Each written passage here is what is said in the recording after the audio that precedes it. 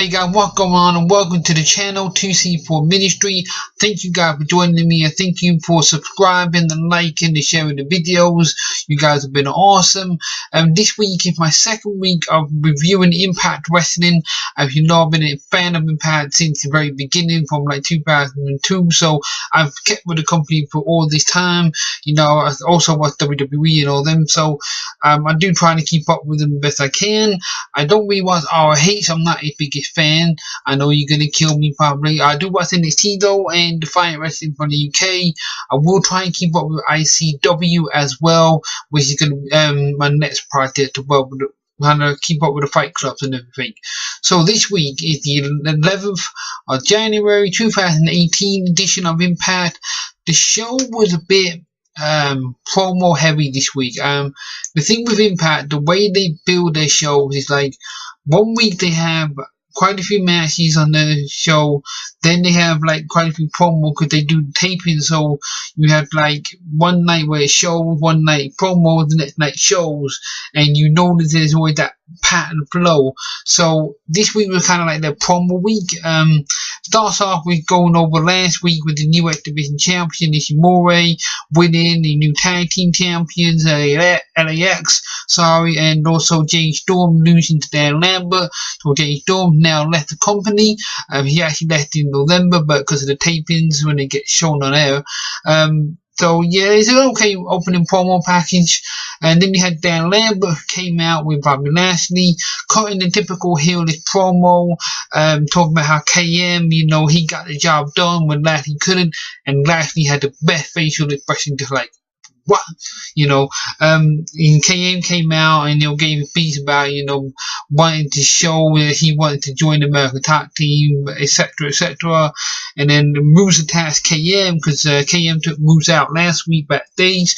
And Eddie Edwards came out because Lashley and KM were attacking Moose. So Eddie Edwards came out to help Moose, which led to the main event later on of a tag team match. Then you had EC3 Open Challenge, which was accepted by P.D. Williams. It's an okay match between the two. It wasn't very long because Matt Sydal comes out and attacks EC3, which is called it's a DQ. So the match never got a real finish. But afterwards, there was two promo packages. Hold on, my nose because I messed them up. Right.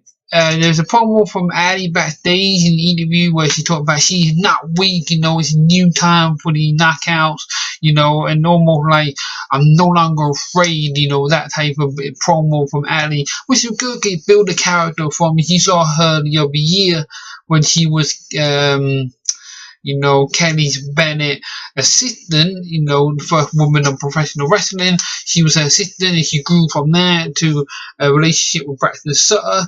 Then she's going through here, so she's really grown her character now to like, I'm no longer weak, I'm no longer afraid, and it just showed her courage, you know, her determination. Which is okay, short promo from Maddie.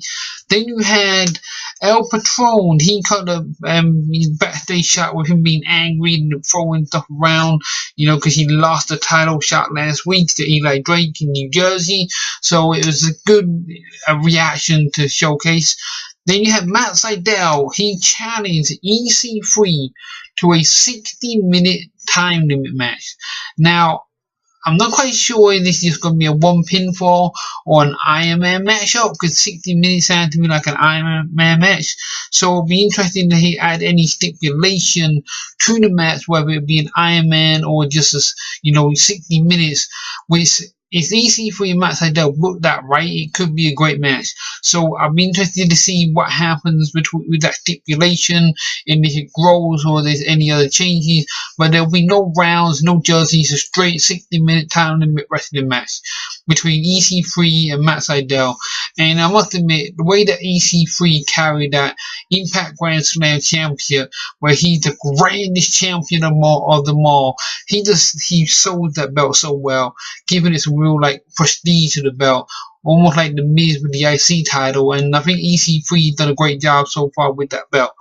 Then you get the match of the week from like Fight TV, and it was just James Storm beating Kurt Angle when he won the world title for the first time and the only time. But you know, it was over about like a 5-minute matchup, so it was a bit of a rewind moment. Then you had KC Spinelli versus Laura Van S, and it's an okay matchup. I think KC is pretty green, but she did okay. She did a superplex with a British pin attempt, which I've not seen anyone do on a superplex. On a German, yes, but not on a superplex. So, but of course her shoulders wasn't quite down, and then she tried to hit, KC was trying to hold the ropes, so I wasn't quite sure who meant to be the face or the heel. It's a bit of a heel versus heel matchup.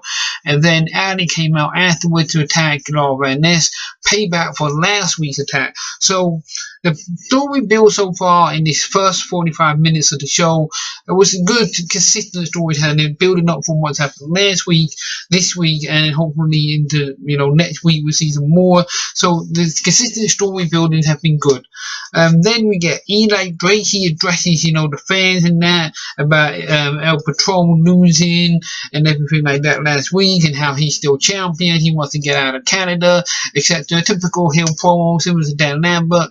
And El Patron comes out, you know, of course, back and forth, and then Johnny Impact comes out and taps both of them, and next week it'll be a triple threat between Eli Drake, El Patron, and Johnny Impact. So, you know, that might be a good triple threat match. Hopefully build up to the next, finishes these feuds off and build up to another feud with somebody else soon. So the rumors, but I'm not gonna get into the rumors. And then you have backstage stuff with Josie Parks and Chandler Parks. Josie's like, you know, Chandler, your beginner's luck. You know, don't get too cocky because you never know, it might not happen again. That type of speech was a bit of a downer. But then Jimmy Jacobs comes up to Josie and says, you used to be a bitch, you used to be the monster, and now there's only one monster, Congo Kong. So it looks like Jimmy Jacobs is now the manager of Congo Kong. So it'll be interesting what happens between Parks Inc.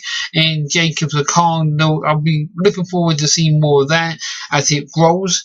And then we get LAX Clubhouse. But it wasn't LAX. OVE went and smashed up the place, and we know they was throwing everything around, you know, typical, you know, invade the house type of deal scenario. That was a bit like, you can tell it pre-recorded the way they do it, the overlay of it. You can just tell it's like a pre-recorded segment almost. So it builds up to the next days of their feud. So it'll be interesting to see. And then we have got, let's see, there was a 6-man X Division matchup with Sanjay Dutt, Garza Jr. and Desmond Xavier versus Trevor Lee and Kali, I think I said that wrong, Hakeem Zane. It was a 6-man matchup, typical X Division style matchup, as you know, with Cruiserweight X Division. They're always similar, everyone gets their butts in, etc. And then Ishimori comes out and he holds out the belt to Xavier, and you know, they have a handshake, and next week it will be Ishimori, where he definitely Xavier for the X Division title. So you got a couple of big matches next week coming up. And then you have the main event, which is Moose and Eddie Edwards versus Bobby Lashley and KM. You know, typical title tag team matchup. Moose and Lashley brawl on the outside, and then KM pins Eddie Edwards with the powerbomb long blower. So it was an okay tag team matchup. The show was very promo built this week because they're building up the stories for next week, where it's the bigger show. So it was a bit of a okay show. It wasn't a great show. It wasn't a bad show.